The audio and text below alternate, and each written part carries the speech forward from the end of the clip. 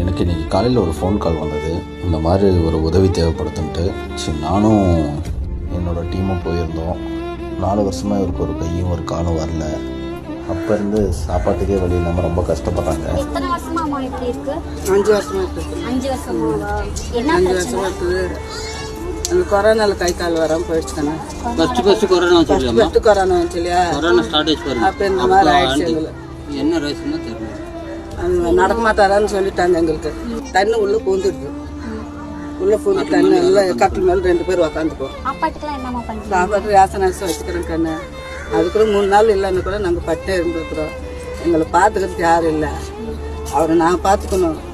அரிசி போனால் கூட நான் தான் விட்டுட்டு போகணும். அது கூட நான் போகிறது. அரசாங்கம் எதுவும் எங்களுக்கு உதவி பண்ண நல்லா இருக்கு, சந்தோஷமா.